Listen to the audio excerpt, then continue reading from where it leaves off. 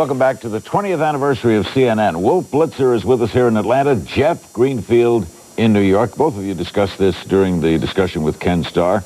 Start with Jeff. How has 24-hour news now changed all of this, and what's it going to mean tomorrow? I think what it has done is to give all of us a sense that there is less time for reflection. I'm not just talking about viewers and journalists, but decision makers. Whether they ought to be responding as quickly as they do, there's no question that there is a feeling that they've got to get out to meet this ever-increasing cycle. And the other thing I think is because television, as these clips have made so incredibly clear, is so much better at communicating visceral, emotional information than analytical information. 24-hour news is just another step down that road where the information we get, unlike the years when we got it through print, is much more powerful in the gut and much dicier up here. And how fierce, Wolf, the competition to get it on first and therefore the likelihood of times of error? The competition is always intense, whether with other TV networks or wire services or newspapers. There's always competition, and the important thing is, of course, not only to get it first, but much more important to make sure you get it right. And sometimes you make mistakes, but hopefully you don't make too many of those kinds of mistakes. The competition is always intense. Right now there are 3 24-hour cable news networks. I would argue that as much as the information we're now providing, as much as is out there, it's only just beginning, because once you marry TV news with the PC, with the internet, there's going to be just an explosion of news out there.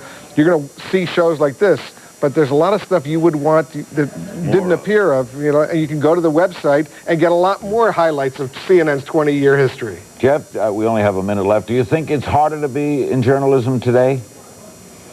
I think it's harder to keep a level head. I think I made a career on your show during impeachment of saying I don't know, and I was struck by the fact that people like that. I could make a career for the rest of my life given what I don't know.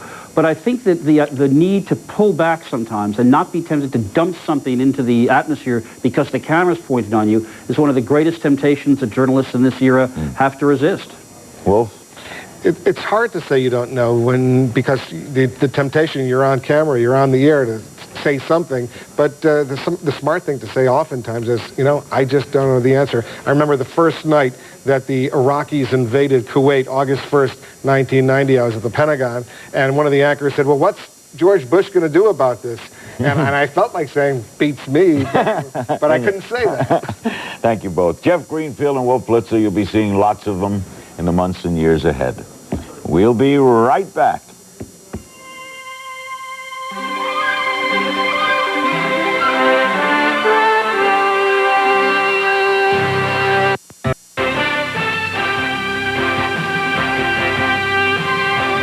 Thanks to all of you for watching, and special thanks to all the men and women at CNN who have contributed so much over the past 20 years. From Atlanta, I'm Larry King. We end by taking you back to the beginning, when everyone thought the idea of a 24-hour news channel was crazy. Everyone but Ted Turner. We intend to cover all the news all the time. And since we're going to be on for such a long period, continuously, we sign on June 1, and barring satellite problems in the future, we won't be signing off until the world ends. We'll be on, we will cover it live.